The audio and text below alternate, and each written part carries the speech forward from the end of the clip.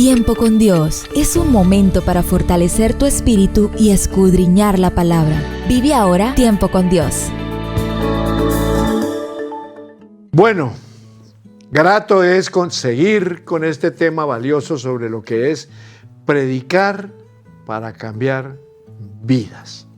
Y el apóstol Santiago en el capítulo 1, versículo 21 nos dice: por lo cual, óigame, desechando toda inmundicia y abundancia de malicia, recibid con mansedumbre la palabra implantada, la cual puede sanar vuestras almas. Miren, mis amados, las palabras inmundicia y malicia suenan bastante fuertes. ¿No es verdad? El mandamiento de apartarnos de ellas siguen directamente después de las instrucciones que da Santiago en relación a nuestras palabras y a la ira. Hay muchas maneras en que la persona puede manifestar la inmundicia y la malicia. La forma más común es a través de lo que decimos, ya sea ira verbal, juramentos, mentiras y cuentos o historias subidas de color o chistes sucios. Como cristianos no debemos participar de esta o ningún otro tipo de malicia. Óigame. O inmundicia. No. Pablo dio instrucciones similares en Efesios 4:29. Ninguna palabra corrompida salga de vuestra boca, sino la que sea buena. Óigame, para la necesaria edificación a fin de dar gracia a los oyentes. ¿Por qué Santiago y Pablo dicen estas afirmaciones tan radicales? ¿Cómo le parece? Es porque nuestra conducta y nuestras conversaciones deben ser radicalmente diferentes de aquellos que no conocen a Jesucristo como Señor. Estamos llamados a sobresalir en medio de la multitud, no en forma orgullosa u ofensiva, sino con sencillez, humildad y con espíritu amoroso. Si usted tuviese que preguntarle al Señor Jesucristo, ¿hay algún tipo de inmundicia o malicia en mi vida o en nuestro matrimonio? ¿Qué le respondería a Él? Esta pregunta no es fácil de responder, pero lo que sí es fácil para nosotros es resbalar gradualmente hasta caer dentro de un patrón de conducta que no refleja a Cristo en nuestras vidas. Algunas veces un cónyuge cae y el otro le ataca. Ahí es donde surge el conflicto. De acuerdo a Santiago, el antídoto para la inmundicia y la malicia es la palabra de Dios sembrada en nuestros corazones. Esto quiere decir dos cosas. Jesucristo habita en usted y cuando usted le entrega su vida, recibe la capacidad de reflejar su presencia. La palabra de Dios, óigame pues, escrita también habita en usted mientras la va leyendo, ¿cómo no? La memoriza, medita en ella y sigue sus enseñanzas. Esta es una manera doble de recibir la palabra de Dios, viviente y escrita. Si seguimos, óigame, este proceso confiadamente, no nos sentiremos tan mal con la afirmación de Santiago capítulo 1, 21. Y si lo aplican a sus vidas, que el Señor les bendiga. Para empezar, en este primer segmento, siguiendo con el tema de predicar para cambiar vidas, hablemos de una predicación ajena a la vida. Al comienzo del ministerio, el tema principal de los mensajes de nuestro amado Pastor Shaw era la ética cristiana. El reino de los cielos y el infierno. Habla solamente de la gracia y la bendición espiritual. Sin embargo, la gente se mantenía indiferente a este tipo de mensajes. La mayoría vivía una vida cargada de pobreza y enfermedades, por lo tanto, temas como la moral, el cielo, el infierno eran totalmente ajenos a ellos. Es más, pensaban que este tipo de mensajes era apenas un adorno para aquellos que gozaban de una alta, óigame, de una alta calidad de vida. La necesidad de la gente era una porción de pan para deshacer el hambre y un medicamento para curar sus enfermedades. Para ellos, este era el mensaje del Evangelio. Una de las familias a las que trataba de ganar para Cristo era alcohólica. Póngame atención. El jefe de familia era adicto al opio y al alcohol. Tomaba alcohol de día y de noche. Escuchen bien. Su vivienda consistía de una sola habitación en la que vivía con su mujer y la bobadita de 10 hijos. De ñapa, todos varones. Era un día de invierno y lo único que había era una sábana. Y era visible que pasaban muchos de sus días con hambre, hijos. Traté de predicarle a la esposa de este hombre alcohólico diciéndole: cree en el Señor Jesús y serás salva. No obstante, su respuesta fue un gesto sonriente. Su argumento era que no tenía nada que comer, ni siquiera leñas para hacer fuego, por tanto de nada le servía un cielo en un futuro lejano. Además, consideraba que su vida era el mismo infierno. Para ella el Evangelio consistía en alimentarse bien y que su marido abandonase el alcohol. Para sorpresa, se aferraba de mí, pidiendo, óigame pues, pidiendo que le quitase la vida. Óigame. Ni la felicidad del cielo, ni el temor del infierno estaban en su círculo de interés, para nada. Por Dios, alcohólico, opio, 10 muchachitos, todos en una sola pieza, con hambre, sin vestuario, y lo poquito que conseguía el desgraciado era para el vicio. Por Dios, esa mujer vivía por la pura misericordia de Dios. ¿Qué esperanza puede tener una mujer así? Le pidió al mismo doctor Shaw que le quitara la vida. ¿Cómo sería su desesperanza? ¿Cómo sería su angustia? Pensemos por un minuto nada más. Miremos lo cómodos que nosotros vivimos comparado con esa desgracia que estaba viviendo esa pobre mujer. Y entendamos que el ladrón que roba, mata y destruye, ese es su propósito. Cuando hay un Cristo de la gloria, Jesús de Nazaret, que viene a darnos vida y vida en abundancia. Estás en Tiempo con Dios, tu mejor momento. Otra de las familias a la que trataba de evangelizar era una en la cual la mujer había estado paralítica durante 7 años.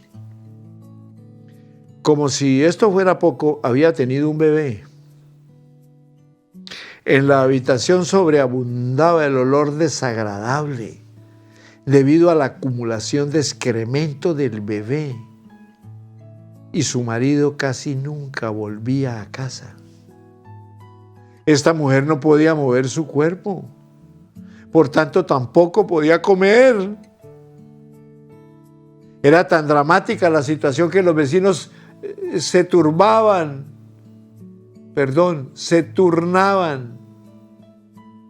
para acercársele y darle de comer. Obviamente, ante una situación como esta, la pastora Shea Halsin y yo no éramos bienvenidos. Su argumento era que si Dios estuviese vivo, ¿por qué habría de ocurrir una situación tan desesperante como esta? O por lo menos, ¿por qué el Dios de amor no había de rescatarla? Interrogantes fuertes. Además, nos aseguró que el evangelio que estábamos predicando era una religión para ricos y prósperos. ¿Qué acusaciones tan fuertes le ponía el demonio a esa mujer para acusar al obrero?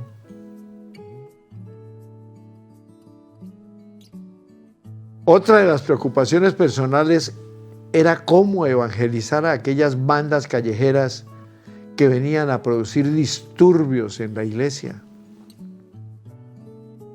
De hecho, se llevaban cualquier cosa que les era de provecho para venderle y así comprar alcohol. Estas bandas estaban conformadas por los excombatientes de la guerra de Corea, mayormente de guerrillas y gendarmería. Luego de la guerra, al no recibir reconocimiento alguno por parte del gobierno, muchos de ellos recibieron un fuerte choque emocional debido a la desesperanza del presente.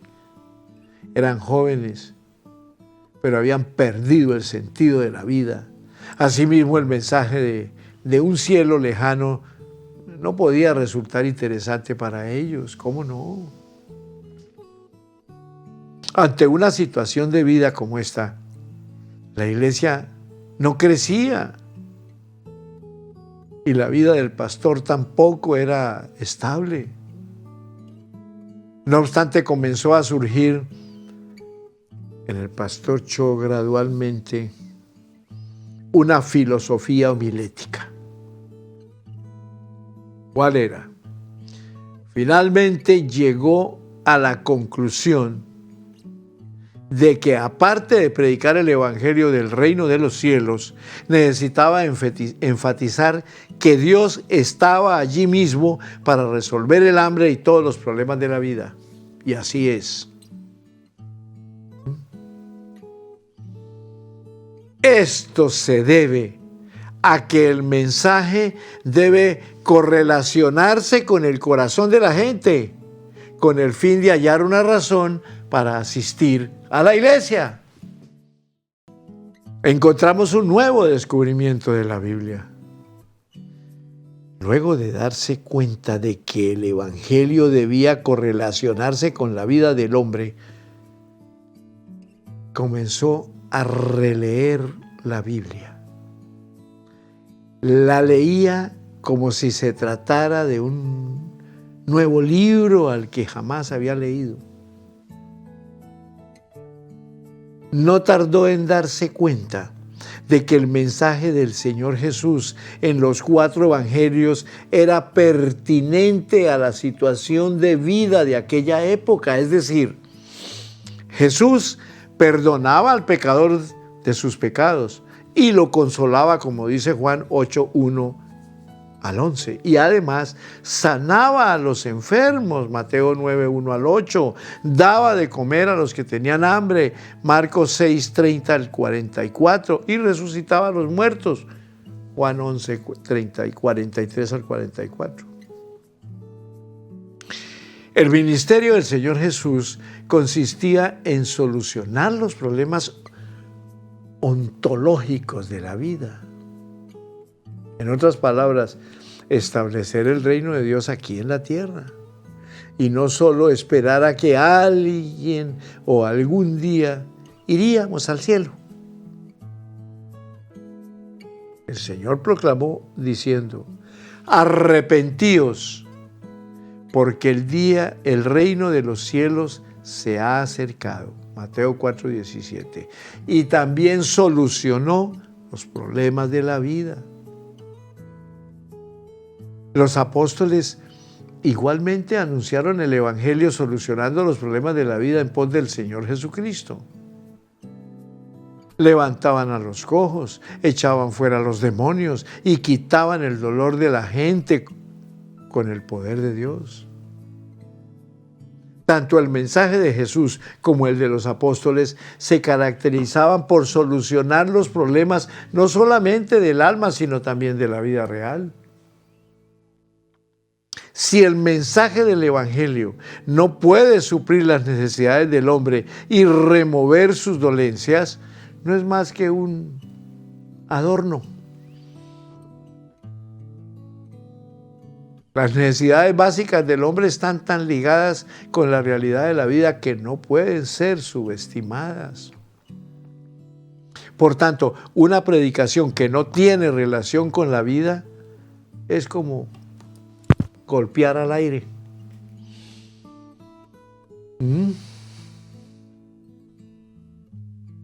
Amor con hambre no dura. Hay un dicho por ahí. Sencillamente, estas historias claras y evidentes no solamente se viven en Seúl, Corea, se viven en Colombia, se viven en Europa, se viven en cualquier lugar del mundo. Aún si miramos los países ricos, óigame, tienen la principal pobreza, que es la pobreza espiritual. Y eso, por mucho que tengan montones de dinero, de comida, de vehículos, de clubes, de paseo, lo que sea, nunca serán satisfechos en su parte almática. Le falta lo importante, la parte interna del ser humano, el alma, donde operan sus pensamientos, sentimientos, emociones y voluntad. Si esa parte no está configurada con una realidad, no pasa nada. Pueden tener todo lo que tengan, pero viven en desgracia. ¿Por qué multitudes de parejas, de multimillonarios se separan, teniéndolo todo, pero no conocen el amor de Dios? El amor de Dios es el que une a la pareja, el que une a los hijos con los padres con los hijos, que une las familias, pero muchas familias andan en una distorsión totalmente lejos por causa de la multitud de bienes que tienen, pero no tienen lo principal, que se llama Jesús de Nazaret, el Hijo del Dios Altísimo. Estás en Tiempo con Dios, tu mejor momento. Por eso este tema de predicando para salvar vidas tiene que ver con solucionar los problemas de la vida. El núcleo de los mensajes debe consistir en solucionar los problemas de la vida del ser humano.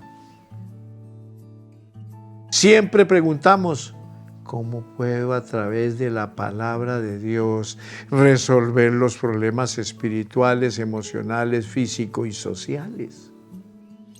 ¿Cómo podrá mi congregación pertenecer al reino de los cielos, pero al mismo tiempo afrontar con éxito los problemas de la vida? Por consiguiente, hijos, óigame pues, se imparte palabra de fe, esperanza y amor. Graben estas 3 palabritas, discípulos amados, gente linda que está en sintonía de tiempo con Dios, escuchando cómo sanar almas a través de la predicación. La gente necesita fe, esperanza y amor, que son el principio de éxito que enseña la bendita palabra de Dios. Sobre todo, ayudar a los inconversos a que crean en Jesucristo, que reciban al bendito Espíritu Santo, que sean quebrantados por la gracia de Dios para que su espíritu prospere y por ende prosperen en las circunstancias y alcancen el éxito. Por último se deja de orar por la sanidad de los enfermos. No se puede dejar de orar por ellos. Algunos aseguran que el cristianismo consiste en el sufrimiento y no en el éxito y la bendición. Sin embargo, el hecho de proclamar el evangelio no solo se realiza con el poder espiritual, sino también se necesita de un soporte sólido, es decir, una economía sólida. Es el fundamento por el que podemos publicar Biblias, construir templos, hacer programas de radio y televisión como Tiempo con Dios, la frecuencia F, radio, televisión que tenemos en Cúcuta, Colombia, y que llega a todas partes del mundo. Lo que ustedes están escuchando, estos temas son cucuteños que salen e irradian al mundo. Y también nuestra iglesia es una iglesia misionera, porque el corazón de nuestro pastor José Satirio dos Santos es un corazón misionero. Él se vino por el Amazonas en balsa, en burro, en chivo, en lo que sea, hasta llegar a Leticia, Colombia. Aguantó, pasó necesidades, tuvo hambres, humillaciones, maltratos, pero nunca dejó de ser misionero. Y ahí está, que en el mundo evangélico del concilio de las asambleas de Dios es el misionero número 1 en el mundo por su capacidad de hacer misiones. La última obra la está abriendo, o ya se abrió, en Mozambique, África.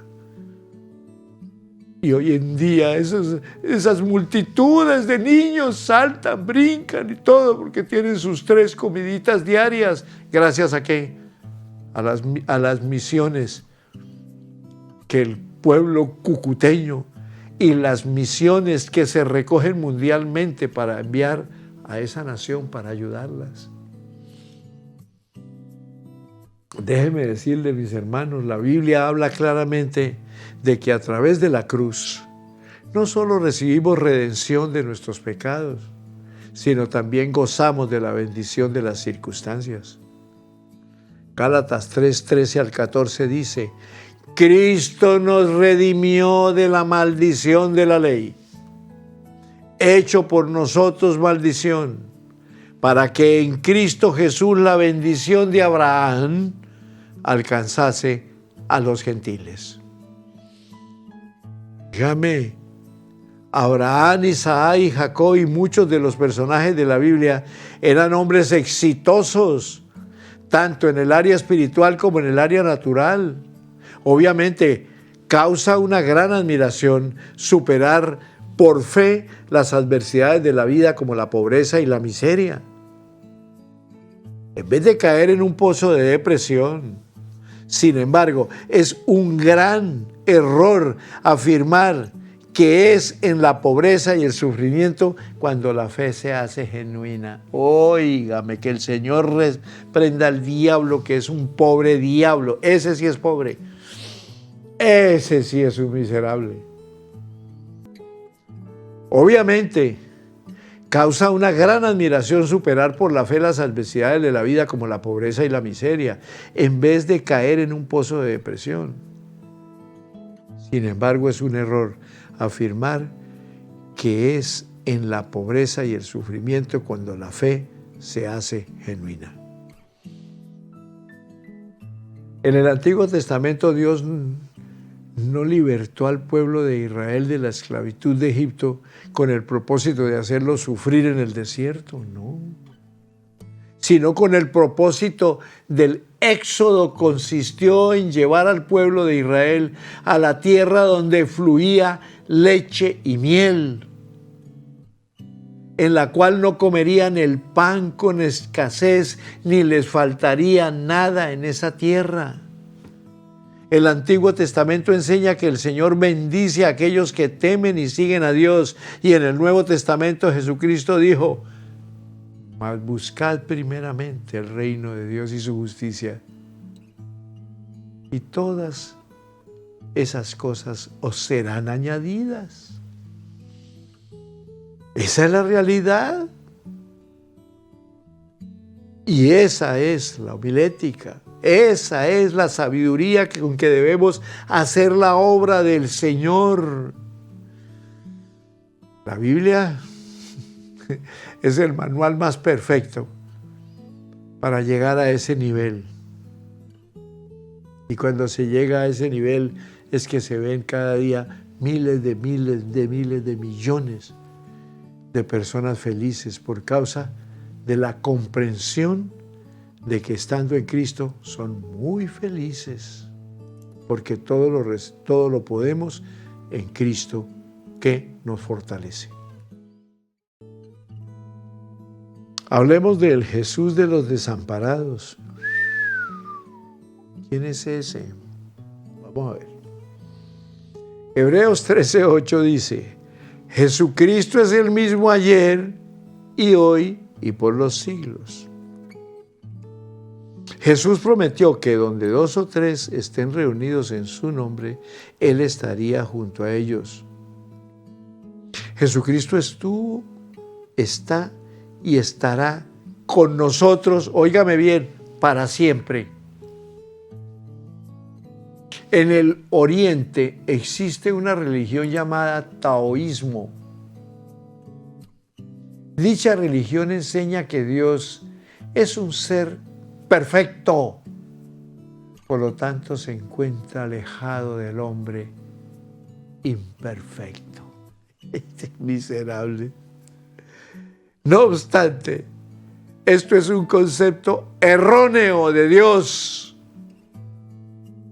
La Biblia enfatiza que Dios es amor, primera de Juan 4:8 y 16.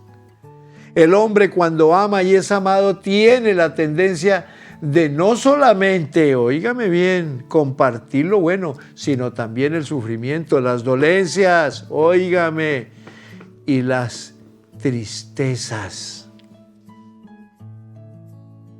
Lo mismo sucede con la relación de padres con hijos. Los padres aman a sus hijos a tal punto que sienten el dolor de sus hijos como si fuesen de ellos mismos. Asimismo, el amor, Él es el amor de Dios. La palabra dice en el versículo que es el corazón de la Biblia, que de tal manera amó Dios al mundo, que envió a su Hijo unigénito, unigénito, para que sufra por nuestro beneficio. Cristo Jesús es Dios, quien fue encarnado para habitar entre los hombres. Nuestro Señor Jesucristo vivió una vida pobre para que a través de su vida los pobres fueran enriquecidos. Fue marginado por la sociedad, vivió en soledad para consolar a los solitarios, gloria a Dios por eso. Recibió latigazos para sanar a los enfermos. Además, sufrió el abandono del Padre para ir en busca de los abandonados. Jesús exclamó diciendo: Dios mío, ¿por qué me has desamparado? Para poder asimismo ser Jesús el mejor amigo de aquellos que se encuentran desamparados hoy en el mundo. Dios es amor. Por tanto, Él está interesado en los problemas de nuestra vida. ¿Cómo no? Dios es todopoderoso. ¿Cómo no? Podemos esperar de Él un milagro. ¿Por qué? Porque Él está con nosotros. Óigame bien, en este momento, y todos los que estén en sintonía de tiempo con Dios digan amén. Él está con nosotros en este momento. Estás en Tiempo con Dios, tu mejor momento. Cerramos con una confesión errónea. Mire, Jesús amó a Lázaro y a sus hermanas María y Marta, quienes vivían en Betania. Jesús visitaba su casa cada vez que se dirigía a Jerusalén, porque Él los amaba con todo su corazón. No obstante, una nube negra atormentó a esa familia. Lázaro comenzó a sufrir una enfermedad muy grave. A pesar del esfuerzo de sus hermanas María y Marta, no hubo una mejoría. Varios fueron los médicos que vinieron a diagnosticarlo. No obstante, el resultado era que no había esperanza de vida. En su desesperación, María y Marta enviaron a alguien para informar a Jesús acerca de esta dramática situación. Las dos hermanas estaban ansiosas por la visita de Jesús. Aun cuando se oía el ruido de los pasos de alguien o la puerta de la casa se movía por el fuerte viento de la noche, María y Marta salían corriendo para ver si era Jesús. Sin embargo, Jesús no vino y Lázaro perdió la vida. La luz de esperanza fue apagada y ellas se quedaron desesperanzadas. El único miembro que la familia de quien despedían, ya que sus padres seguramente habían fallecido tiempo atrás, había muerto. Un vecino, al observar esta catastrófica situación, las habrá ayudado para sepultar a Lázaro. Jesús llegó a Betania luego de 4 días del momento triste del deceso de Lázaro. Al oír que Jesús había llegado, Marta corrió hacia el maestro y empezó a llorar de rodillas. En un tono de disconformidad dijo: si hubieras estado aquí no habría muerto mi hermano. No obstante, cuando ella observó las huellas de tristeza que había en el rostro de Jesús, supo que su confesión era errónea. Porque Jesús lloró. Jesús es el mismo de ahora. Sin embargo, Marta creía en el Jesús del pasado, el de hace 4 días atrás. Jesús había venido para transformar la situación y Marta se había quedado en el tiempo. Ahí está el error. Tenemos que vivir con Dios el presente cada día. El día de ayer ya no es el mismo de hoy. El día de mañana no será el de hoy. Por lo tanto, demos gloria a Dios, gloria a Dios, gloria a Dios al Padre, al Hijo y al Divino Espíritu Santo que nos está dando estas enseñanzas que nos alimentan para verdaderamente salvar más vidas que pueden estar en desesperanza y en un estado de disconformidad, creyendo que Dios no existe, que Cristo no existe, que no. Dios está en medio nuestro. Bendiciones para todos. Nos vemos mañana. Prepárense. Bendiciones para todos.